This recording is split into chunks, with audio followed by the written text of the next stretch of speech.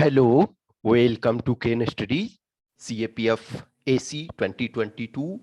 जो भी aspirants serious रूप से अपियर होना चाहते हैं विद ऑल सीरियसनेस, उनको कुछ बातें ध्यान रखें। तो no power can stop you. यदि आप ये इन चीज़ों को फॉलो करते हो, जो ये है कि then keep these 6 points in mind, nothing can stop you. तो जो कुछ चीज़ें हैं, कुछ पॉइंट्स हैं, उसको मैं डिस्कस करना चाहता हूँ, वो आप उसको ध्यान रखें। ऐसा नहीं है कि ये आप नहीं जानते थे, हर चीज आप जानते हैं। कहीं ना कहीं प्रॉब्लम कहाँ होता है, इम्प्लीमेंटेशन में प्रॉब्लम होता है। हम प्लान हर चीज बनाते हैं कि ये बनना है, खास करके तब जब रिजल्ट आता है। आप किसी ऐसे व्यक्ति को जानते हो, किसी ऐसे पर्सन को जानते हो जो अभी तक सेलेक्ट नहीं हुआ था और आपके सामने सेलेक्ट हुआ, तो आपके अंदर भी ये लगता है, ये फेथ होता है, ये बिलीफ होता है कि हम भी क्वालिफाई कर सकते हैं। लेकिन आपको वो उतना एफर्ट नहीं दे पाते हो, इसके कारण दिक्कत होता है।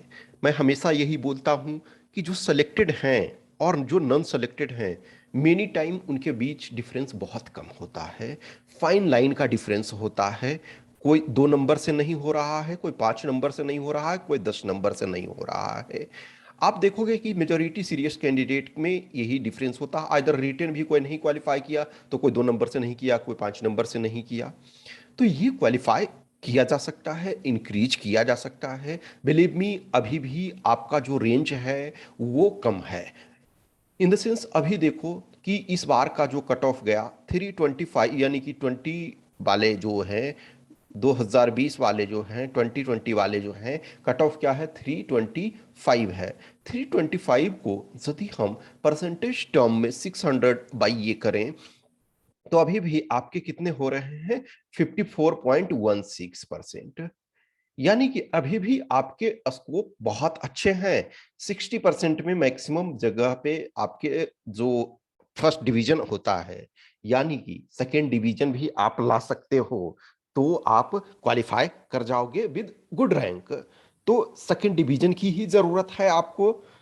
लेकिन आप इतने आसान भी आपके लिए नहीं होता है कि आप 60%, जो लगता है कि इजी हो सकता है। लेकिन इस एग्जाम में, या जो भी कम्पिटिटिव एग्जाम सिविल सर्विसेज या जो यूपीएससी लेती है, तो 60% इतना आसान नहीं होता है। इस वजह से देखोगे कि 60% यदि इसका करते हो तो 360 मार्क्स होता है। 360 मार्क्स फ्यू कैंडिडेट्स को ही आ पाता है। लेकिन आप सभी लगता है कि यस, हम मेहनत कर सकते हैं, थोड़े से के लिए हम मिस किए हैं, तो आप पुश करो। तो कुछ जो 6 पॉइंट्स हैं, मैं उनको डिस्कस करता हूँ वन बाय वन, और आप उसको फॉलो करने का कोशिश करो। प्लान से ज़्यादा, जो है कहते हैं ना कि प्लान लेनियंटली बट एक्ट रूथलेसली, आप उनको इम्प्लीमेंट रूथलेसली करो। पहली बात ये होती है कि पॉजिटिव एटीट्यूड, यानी कि पॉजिटिविटी जो होना चाहिए वो निगेटिविटी से ज्यादा होना चाहिए। हमेशा ध्यान रखो। अब ये है कि बोलोगे कि निगेटिविटी शब्द को लाया ही यहां क्यों, इस वजह से लाया कि there are every means we can say ना कि there are no person which is without negativity. There may be little, there may be something that you may not recognise, but there is some negative factors. कुछ भी कारण से हो, वो चाहे आपके अपने वीकनेस के कारण हो या फिर आपके प्रीवियस एक्सपीरियंस के कारण हो, लेकिन हमारे अंदर लिटिल बिट निगेटिविटी आ जाता है, किसी भी कारण से आता है। वो निगेटिविटी इन द सेंस कि हमेशा निगेटिविटी इस सेंस में कि रिजल्ट होगा या नहीं होगा, एक फियर फैक्टर हम इस पॉइंट ऑफ व्यू से कह सकते हैं। निगेटिविटी का मतलब नहीं है कि बैड थिंग्स। तो हमेशा ध्यान रखो कि एटीट्यूड पॉजिटिव रखना है, यानी पॉजिटिविटी जो है वो निगेटिविटी से अधिक होना चाहिए। यानी कि हम कर सकते हैं, I can do, I can do, ये एटीट्यूड जो है ये हमेशा रहना चाहिए। एक फिर नेक्स्ट स्टेज में जब जाते हो तो ये है आई विल डू, ठीक है, या आई शैल डू, ठीक है, मैं कर लूंगा, कर लूंगी, वोट्सो एवर कंडीशन आपका। तो आप ये एटीट्यूड जरूर रखो। जब ये देख रहे हो कि हमारे सामने से हमारे साथ के लोग क्वालिफाई कर रहे हैं, तो हम भी कर सकते हैं। और हमने ये बताया, ये आप सीरियस यदि हैं तो सीरियसनेस के लिए, जो सीरियस कैंडिडेट हैं उनके लिए सिर्फ ये नहीं है कि आप बस सोच रहे हो। मैं बहुत वीडियो में ये चीज़ बोल चुका हूँ कि उद्यमेन ही सिद्ध्यंति कार्याणि न मनोरथे न ही सुप्तस्य सिंहस्य प्रविशन्ति मुखे मृगा। जो उद्यम से ही यानी मेहनत से ही कार्य सिद्ध होता है, सिर्फ मन में रखने से ही नहीं। कि न ही सुप्तस्य सिंहस्य प्रविशन्ति मुखे मृगा, यानी कि जिस प्रकार सोए हुए सिंह के मुंह में कोई जानवर खुद नहीं प्रवेश कर जाता है, शेर को खदेड़ करके दौड़ करके शिकार को पकड़ना पड़ता है। किसी जानवर को शिकार को देखा है तो उसको दौड़ करके पकड़ना पड़ेगा। कोई भी जंगल में हिरन या कोई जानवर ये नहीं कहेगा शेर को कि शायद आप क्यों दौड़ करके परेशान होगे, मैं ही आ जाता हूँ, ऐसा नहीं होता है। तो आपको पॉजिटिव एटीट्यूड रखना है कि हम कर सकते हैं। यदि हम 10 नंबर से मिस कर रहे थे, 20 नंबर से मिस कर रहे हैं, या हम फ्रेश स्टार्ट कर रहे हैं, तो फ्रेश स्टार्ट कर रहे हैं तभी हम उतना एनर्जी लगाएंगे। अभी हमारे पास, आपके पास 6+ मंथ है, 6+ मंथ्स काफ़ी होते हैं, उसमें आप कर सकते हो। तो पहला ध्यान रखो पॉजिटिव एटीट्यूड की, ये बिलीफ कि हम कर सकते हैं। दूसरा है understanding the base requirement of the exam. Exam का क्या रिक्वायरमेंट है, यानी कि सिलेबस को आपको ध्यान रखना है। आप दोनों पेपर में सिलेबस में जानते हो, और हमेशा जो है कि जो बोथ पेपर के सिलेबस हैं, ठीक है, बोथ पेपर जो है पेपर 1 और प्लस पेपर 2, इसको एक तरह से इंटीग्रेटेड वे में देखना है। इंटीग्रेटेड वे में देखने का मतलब है कि जो कुछ चीज़ें कॉमन है, कुछ चीज़ें कॉमन क्या है, हम पेपर 2 को यदि लें तो पेपर 2 में आपके 140 मार्क्स जो हैं, 140 मार्क्स कहीं ना कहीं जो है वो पेपर 1 से जुड़ा हुआ है। जो आपके एसे हैं, जो आपके रिपोर्ट हैं, जो आपके आर्गुमेंट हैं, ये 140 मार्क्स पेपर 1 से जुड़ा हुआ है। पेपर 1 पे अच्छा कमांड है तो आप इसमें भी अच्छा कर सकते हो। जो रीडिंग कम्प्रिहेंशन है, आरसी है, जो आपका प्रेसी है, और जो प्योर आपका ग्रामर पार्ट है, वो सिर्फ इससे पेपर 1 से जुड़ा हुआ नहीं है एक तरह से, क्योंकि ये एक तरह से ग्रामर का पार्ट आपका है, आपका इंग्लिश लैंग्वेज का पार्ट है। लेकिन ये वाला जो है 140 मार्क्स जीएस से जुड़ा हुआ है। तो जब हम कोई भी एडिटोरियल पढ़ते हैं, कोई भी न्यूज आइटम पढ़ते हैं, तो हमें ये ध्यान रखना है कि बोथ वे में हम उसको कैसे यूज कर सकते हैं। अ लॉट ऑफ टाइम आज के डेट में जो चीज़ों को हम देखते हैं, जो डे टू डे में एडिटोरियल न्यूज़पेपर में, खास करके आप 21 वाले पेपर को देखो, तो ऐसा आपको लगता है ना कि जो चीज़ें हैं वो कॉमन हैं बहुत सारे, कि वही चीज़ आपके उससे क्वेश्चन जो है पेपर 1 में भी कुछ क्वेश्चंस आ जा रहे हैं, और वो उसमें पेपर 2 में भी वो उस एडिटोरियल एन नंबर ऑफ। एक बात ध्यान रखो कि जनरली जो भी आपके टॉपिक्स पूछे जाते हैं, खास करके रिपोर्ट, आर्गुमेंट ये और एसे वगैरह में, तो कुछ ऐसे जैसे फिलोसफिकल ऐसे होते हैं, तो फिलोसफिकल ऐसे जो होते हैं टाइम इमेमोरियल होते हैं, कि वो हमेशा से एक तरफ से चल रहे हैं। लेकिन मेजॉरिटी केसेस में देखोगे कि डायरेक्टली और इनडायरेक्टली वो टॉपिक्स आपसे पूछे जाते हैं जो टॉपिक कहीं न कहीं न्यूज़ में रेगुलर चर्चा में रहा हो। और ऐसा नहीं होता है कि जस्ट एक स्मॉल सा छोटा पन्ने में कोने में आर्टिकल आया था, उससे क्वेश्चन पूछा जाता है, नहीं। जनरली जो क्वेश्चन आपसे पूछा जाता है, उसके मल्टीपल एडिटोरियल्स आपके पास होते हैं। फॉर एग्ज़ाम्पल, हम यदि रिपोर्ट राइटिंग को देखें 2021 के रिपोर्ट राइटिंग को, तो एक आपका oxygen cylinder crisis in Delhi. Oxygen cylinder crisis पे मैं समझता हूँ कि हज़ारों आर्टिकल लिखा गया, हज़ारों एडिटोरियल लिखा गया डिफरेंट न्यूज़पेपर में। ऑब्वियसली बात है, एक ही न्यूज़पेपर में 1000 कैसे उस पर लिखा जाएगा इतने शॉर्ट स्पैन में, लेकिन बहुत सारे आर्टिकल्स लिखे गए। एक बार आपने मिस किया, 2 बार, कि कोई भी न्यूज़पेपर आप पढ़ रहे होंगे, पैंडेमिक के ड्यूरेशन में, उस ड्यूरेशन के जब ऑक्सीजन की सिलेंडर की सबसे ज़्यादा क्राइसिस थी, तो उस 2 महीने में के ड्यूरेशन में आपने कोई भी न्यूज़पेपर पढ़ा, तो ज़रूर आपको पता होगा। पोल वायलेंस वेस्ट बंगाल, इतनी बहुत सारे आर्टिकल्स उस पर से पूछा गया। तो आप इस पॉइंट ऑफ व्यू से ये देखो। फिर या फार्मर्स प्रोटेस्ट था, तो फार्मर्स प्रोटेस्ट क्या है, वो आपके रेगुलर न्यूज़ में है। फिर या फिर साइमल्टेनियस इलेक्शन वगैरह की बात है, ये रेगुलर चर्चा में। तो कोई भी टॉपिक को देखो तो उसको इंटीग्रेटेड वे में देखो।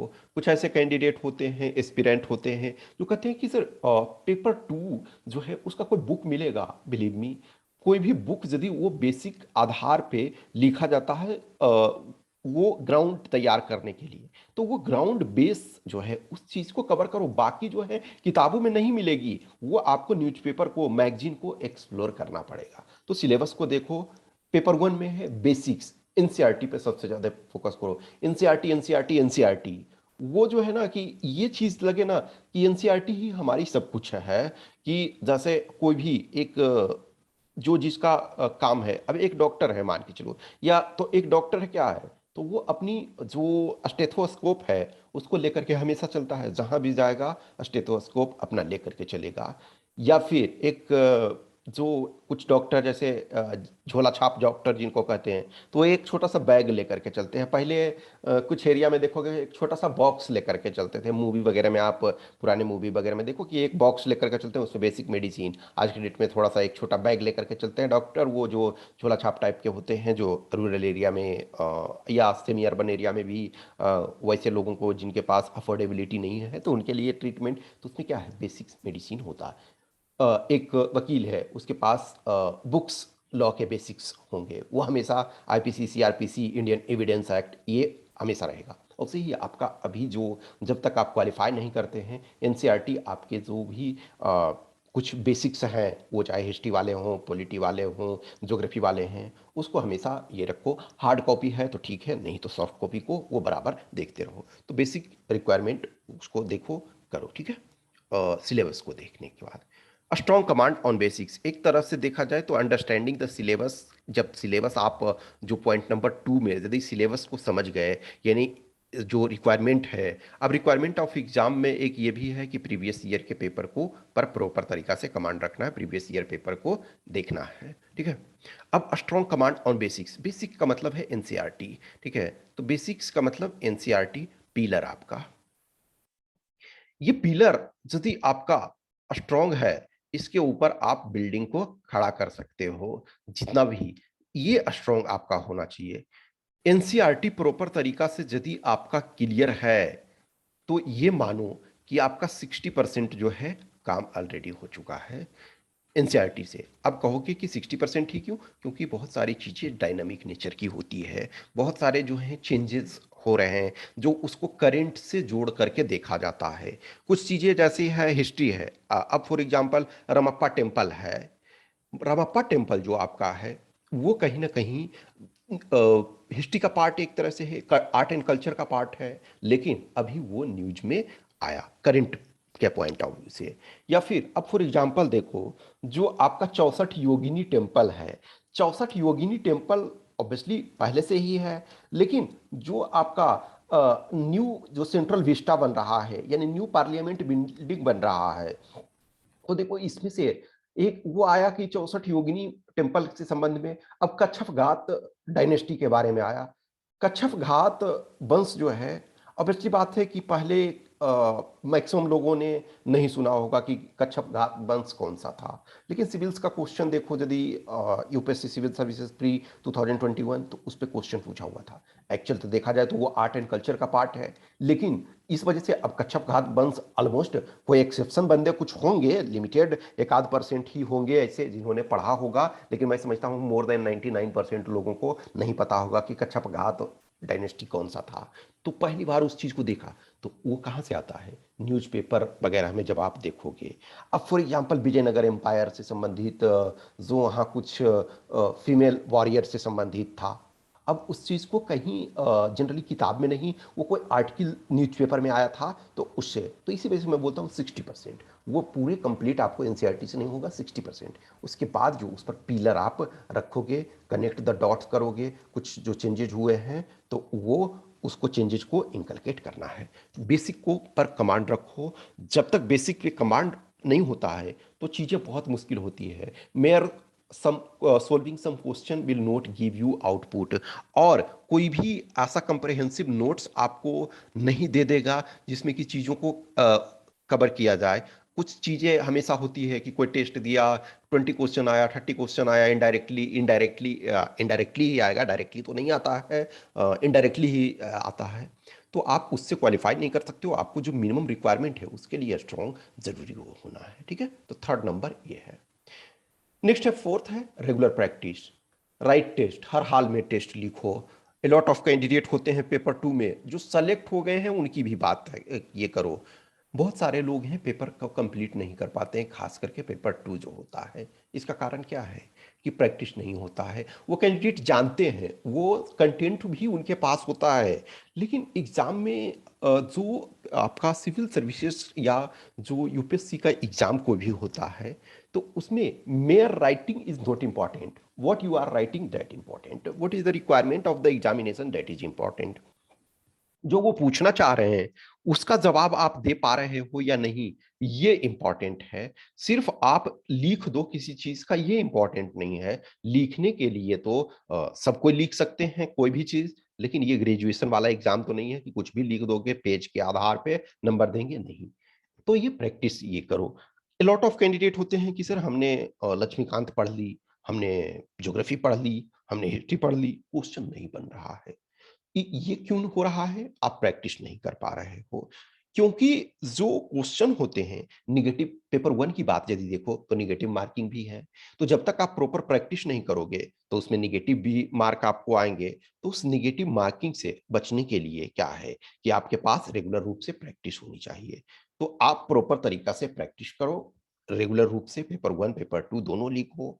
और जो भी हमेशा ये बोलता हूं कि यदि आपके कोई सीनियर हैं, कोई आपके फ्रेंड हैं जो सेलेक्ट हो गए या फिर किसी और एग्जाम में सेलेक्ट हो गए, या आपको लगता है कि वो उतना डिजर्व करते हैं और आपको आपकी कॉपी को चेक करना कर सकते हैं, आपको वो टेस्ट दे सकते हैं, तो आप उनका दो। और यदि नहीं तो आप कहीं भी पेड टेस्ट को ज्वाइन करो, फीडबैक लो। अब जैसे फॉर एग्जांपल हम खुद टेस्ट कंडक्ट करवा रहे हैं, 23rd से आपका स्टार्ट हो रहा है, तो या आप हमारे पास कर सकते हो या मैं किसी के पास भी कहता हूँ। ऐसा नहीं, मैं हमेशा पहले किसी कैंडिडेट को बोलता हूँ कि या आपके पास कोई फ्रेंड है, कोई सीनियर है जो चेक करता है, तो आप उनसे कराओ, पैसे क्यों लगाओगे। लेकिन यदि नहीं तो आप टेस्ट कहीं भी ज्वाइन करो। और जो जिनको लगता है कि यस हमको 20 रुपया में ही टेस्ट दे रहा है, तो आप वहाँ ज्वाइन करो। जिसको लगता है कि 50 रुपये में टेस्ट दे रहा हो, आप वहाँ ज्वाइन करो।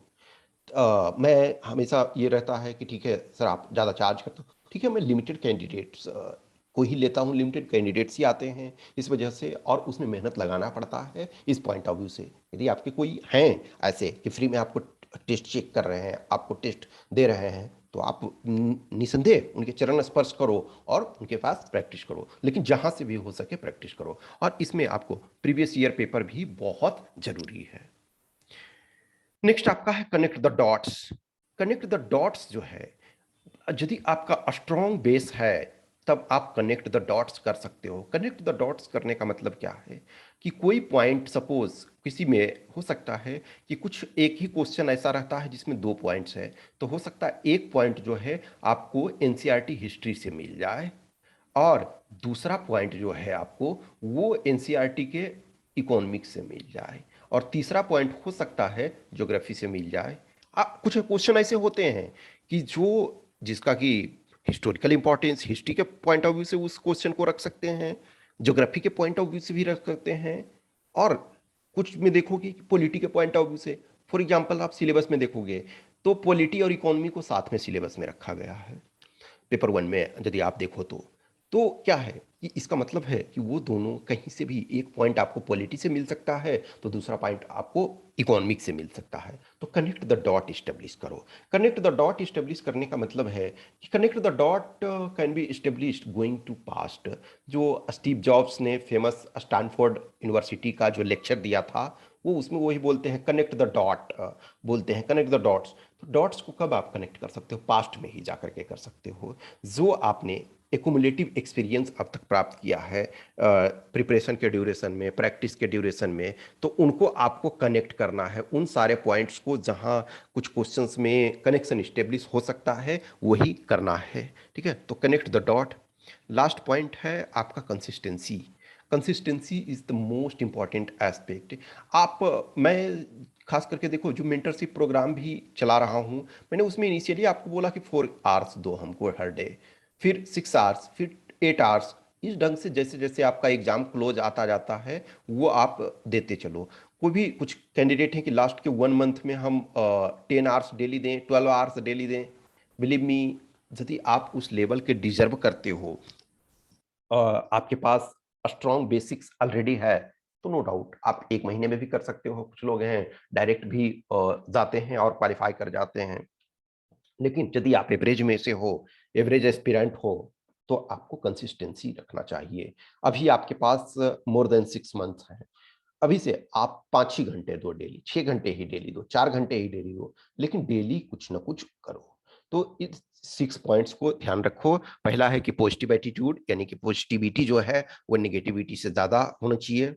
Understanding the requirements of exam, यानी कि सिलेबस को ध्यान में रखना है। तीसरा है कि आपको स्ट्रॉन्ग कमांड ऑन बेसिक्स आपके होने चाहिए, जो बेसिक्स पे आपका प्रॉपर तरीका से कमांड होना चाहिए। नेक्स्ट आपका है 4th नंबर में है प्रैक्टिस करो, टेस्ट लिखो या प्रीवियस ईयर पेपर का प्रैक्टिस करो। यदि आप टेस्ट नहीं लिखना चाहते हो तो प्रीवियस ईयर पेपर को प्रैक्टिस करो। पेपर 1 में जो है ऑब्वियसली है सेल्फ चेक आप कर सकते हो, लेकिन पेपर 2 में किसी न किसी का तो हेल्प लेना पड़ेगा। फिर है कि आपका प्रैक्टिस करने के बाद कनेक्ट द डॉट्स करो और नेक्स्ट 6 नंबर कंसिस्टेंसी रखो। तो ये 6 पॉइंट को प्रॉपर तरीका से रखते हो तो जरूर आपको है विक्टर ह्यूगो मोमेंट को ध्यान रखो कि no power can stop the idea which time has come. कुछ भी क्वेश्चंस क्यूरी डाउट्स है तो आप हमें इस व्हाट्सएप नंबर 8527146498 पे संपर्क कर सकते हो, या इस टेलीग्राम नंबर 7404909669 पे आप प्लीज प्लीज मैसेज करो जो भी जरूरत है। और 23rd से हम टेस्ट स्टार्ट कर रहे हैं, और जिनको भी मेंटरशिप प्रोग्राम भी ज्वाइन करना है तो आप ये कर सकते हो। Okay, thank you.